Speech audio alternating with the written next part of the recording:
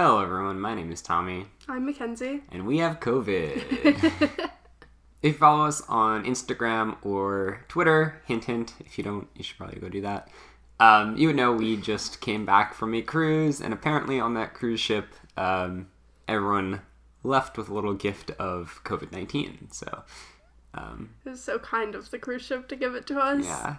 We're going to be talking about large groups of people at Disney World today. And it's going to be kind of more like podcast style, I guess. Yeah. We don't really have any sort of like script or plan or anything. We're just going to kind of talk about our thoughts. Experiences that we've had. Yeah, just kind of off the cuff a little bit. And I'm sure this is something, if you've been to Disney World, you have probably encountered in some capacity. There are lots of large groups that go there, whether it's like large family trips, right? You see a lot of times people with like those... I've done that. Matching family shirts. I have as well. Yeah. Sometimes you get like tour groups. Specifically like South American tour groups are very popular in Disney World. And they usually happen during like the winter months because it's their summer if they're south of the equator. Like I know you get a lot from Brazil during like January, February. And I know because I've been a lot in, December, January, February, where you expect it to be less crowded, and it is, except for, like, Christmas time, obviously.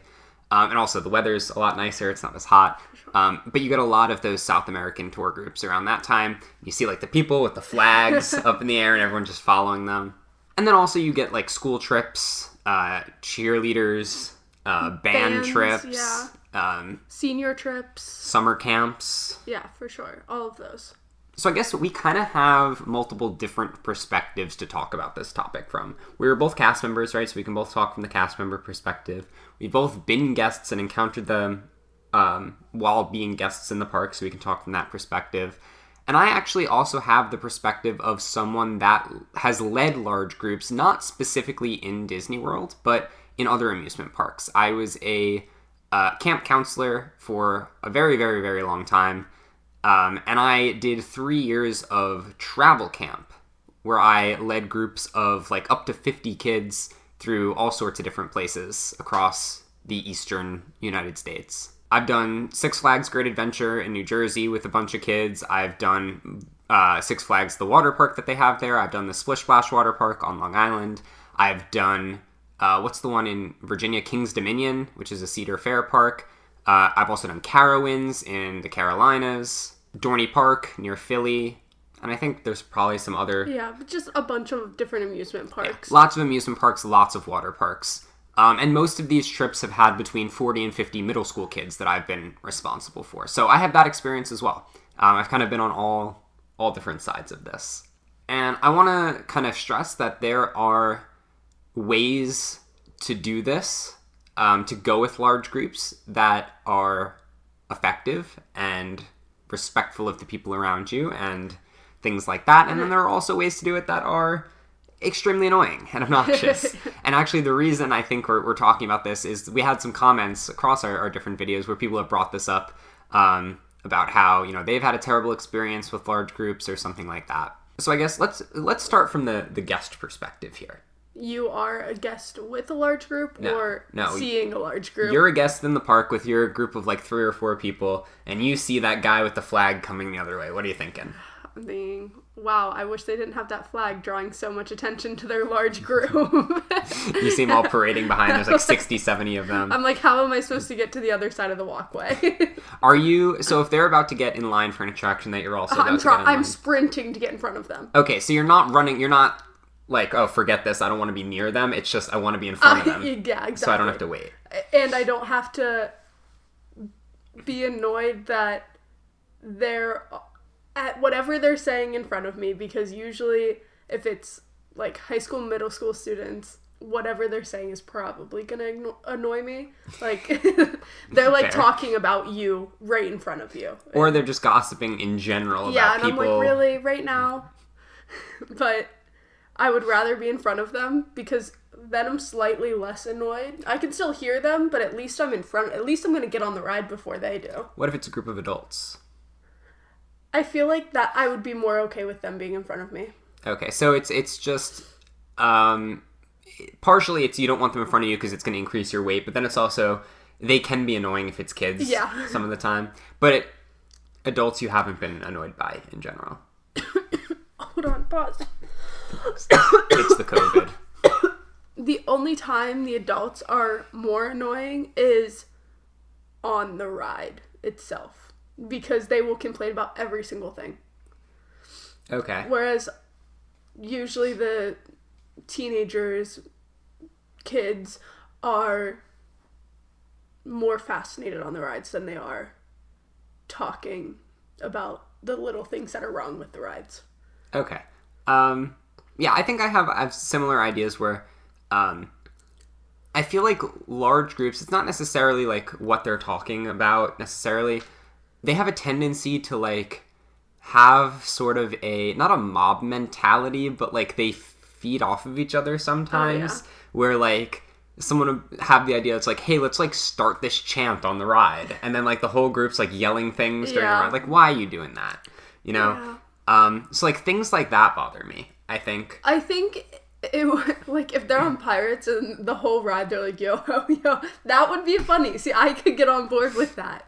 But like, just like yelling random things, no. One time I had a large group of, I don't know if it was they were adults, but like there was a large group of them on Haunted Mansion in front of me, and the whole time they're like, ooh, and like stuff like that. Like, funny. It really annoyed me. It would be funny for like a minute. It was like the whole ride. It was annoying. So I think that's one thing. If groups are like that, right, I understand you're trying to have fun, but you have to also understand there's a lot of you, and your voices collectively are very loud. And you're not the only people there. Right, exactly. And you have to be mindful of that, and you have to be mindful of the people around you. So yeah, I think I do like seeing large groups have fun. I don't like it when it gets to the point where it's bothering me or the other people around me. Yeah, like, and I feel like when people are in a large group like that, I'm never going to say anything. I'm never going to say, hey, could you stop? like if it was like one person or like one or two people, I might be like, hey, stop. Or like I might make like a comment loudly to someone else and be like, wow, that's annoying. But if it's a large group, I'm not going to say anything. Yeah.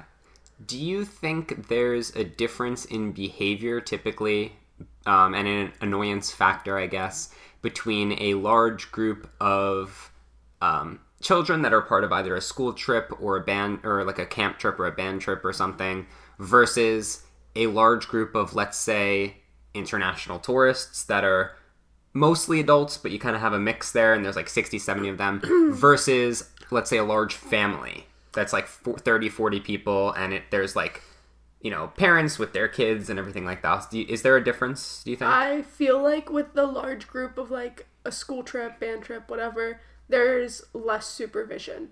And I think that causes the kids to go off the rails a little bit. Yeah. I feel like whoever is organizing these things needs to realize they're all still minors. Yeah. We're just letting them walk around the park alone.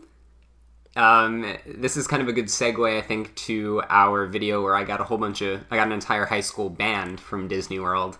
They had no supervision, and their actions are what led to those consequences because no one from the school was watching them. So yeah, I think that kind of makes sense. There's the ratio of students to, you know, chaperones is what, 10 to 1, 15 to 1, 20 to 1, something like that.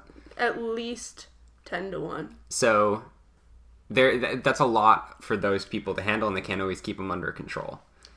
And I think something like we had, like, I've been on a band trip to Disney. We had a certain person we had to check in with, like, in the morning and then at night.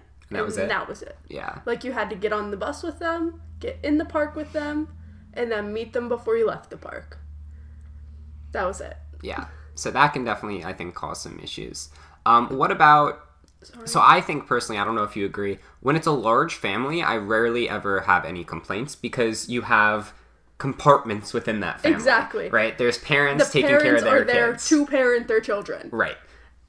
You have an even distribution of adults with children, and they're, like, designated to their own kids, exactly. Right? Yeah. And even, I feel like with families traveling as a group, they'll split off. Like, they'll go, one family will do this, one family will do that. But with like the international big groups, they're all together all the time. And what's interesting about them is there's no, so the person, the tour guide that's doing that is not responsible for their behavior or anything like that. He's just like, here is Haunted Mansion. Right. It's just like, here's Let's my flag, follow me. Yeah. So everyone's kind of responsible for their own behavior, and it's interesting because you would assume most of them don't all know each other, but I don't know if that's the case or not. Yeah, I don't know either.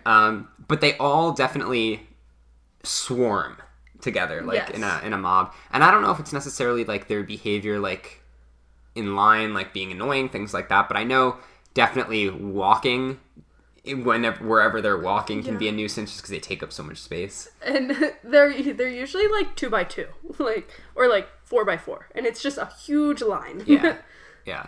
So I think maybe some additional, strategy put into maneuvering could be beneficial there instead of just having a giant mob of people follow the guy with the flag. Yeah, I think they could maybe work that out a little bit better. So from the cast member perspective, have you had any interaction with large groups? The large groups that I usually dealt with were the cheerleaders. Were they staying at Caribbean Beach? Yes. Okay. Not a lot of teams, but there were a couple.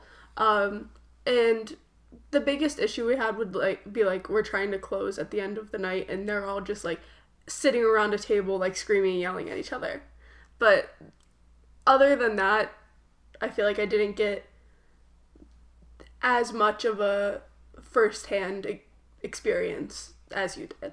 So what was the largest group you ever had come up and place an order? Like 10, 13, 15? I mean, like everyone's mobile ordering, so. Okay. Gotcha.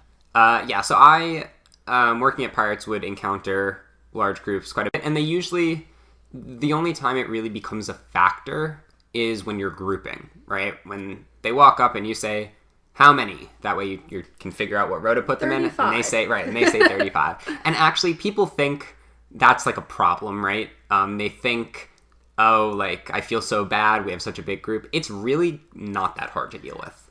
I feel like as long as you understand you're not all getting on the same boat. Right. It's not that hard to deal with. And there are other cast members, I think, who kind of panic a little bit when they get large numbers. But in my opinion, it's not bad. Essentially what you'll do, so we fit 23 per boat. If you have usually between 18 and 23 people, I'll just give you your own boat. Anything more than 23, we're going to have to split you up. But if a group comes up and they say, we're 35 or whatever, or we're 20, let's say. Yeah. And I still have rows to fill on that next boat. I'm like, all right, cool. Wait here. I walk around to the back behind them. And I'm like, do I have any parties of... And then whatever number I have. 3. Like, if I have one row left to fill, do I have any parties of 4 or less? And I'll take them and I'll put them on the current boat. Or let's say I have half a boat still to fill. I'll just go to whatever. I'll be like, where's the end of your party?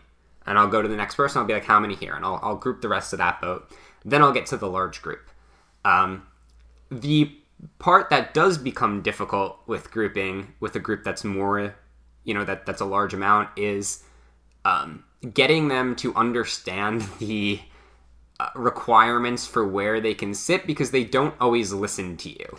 And you have to kind of constantly repeat yourself because they never pass the message back, right, to the people behind them. Sometimes they do, actually. I take that back. We've had times where it was like a summer camp or something, or like a something of that effect. And the main, whoever the supervisor was or whoever the leader of that group was would come up to me and I'd be like, how many? They'd tell them and I'd be like, okay, so you're going to take the whole next boat. And you guys can sit wherever you want in any of the rows, but you can have a maximum of 4 people in each row and a maximum of 3 people in the last row. And they will yell that out, and they'll make sure all the kids are paying attention, and they'll get them, and they'll organize the whole thing for me, and that's great. That's awesome.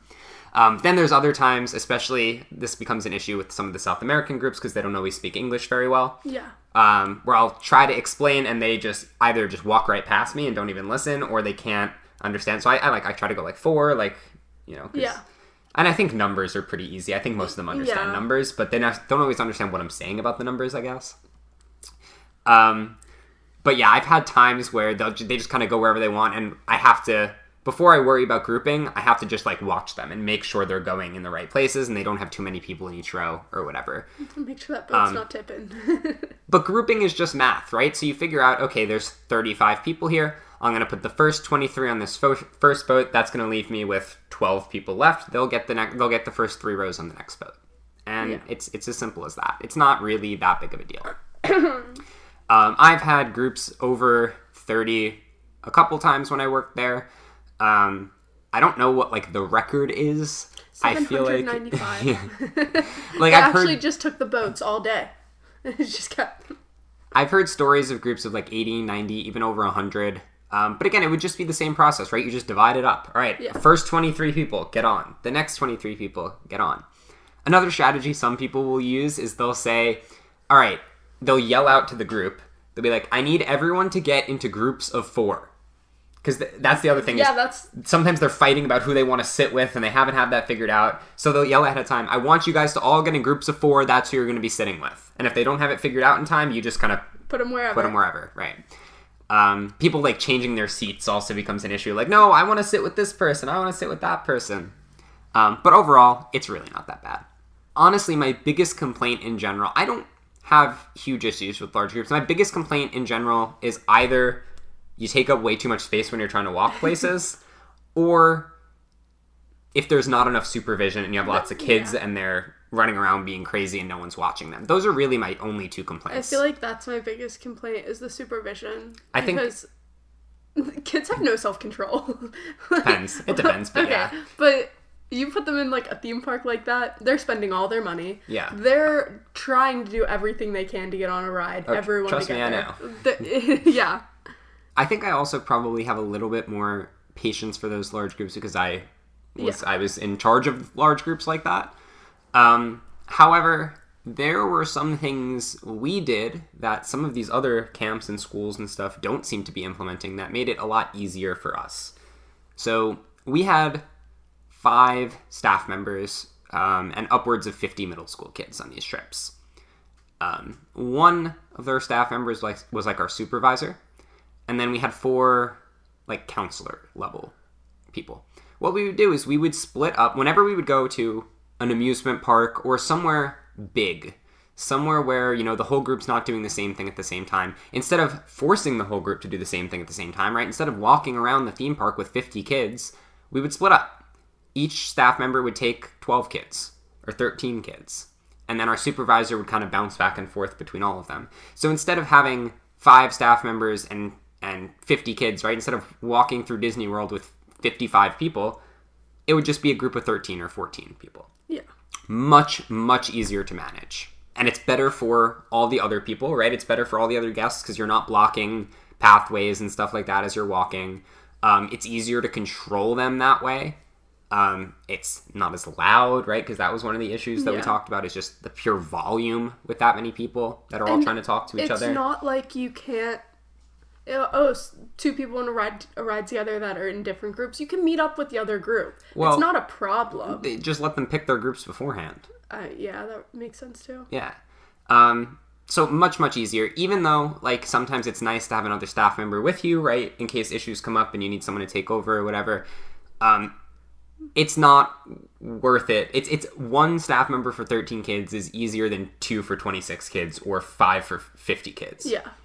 So if any of those summer camps or schools or any large groups out there are watching, I definitely recommend when you go to amusement parks or when you go to places where it's kind of just, you know, a lot of people in a very large area and you don't all need to do everything together, right? You can split up. I would recommend splitting up.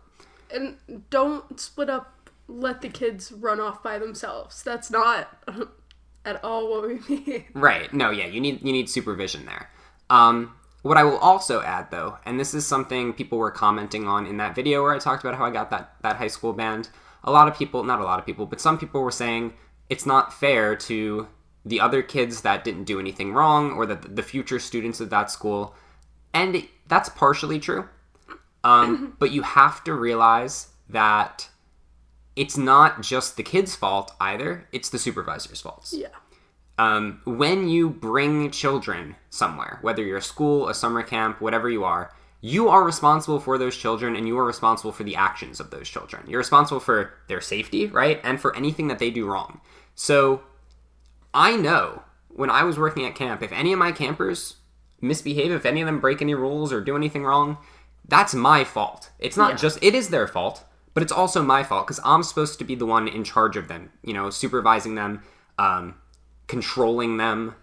That sounds weird, but you know what I mean. Yeah. Right? Making sure they're well behaved and that they're being respectful of the places that we go and the people around us. If one of my campers does something wrong, I didn't do my job correctly. And the same thing applies in that situation.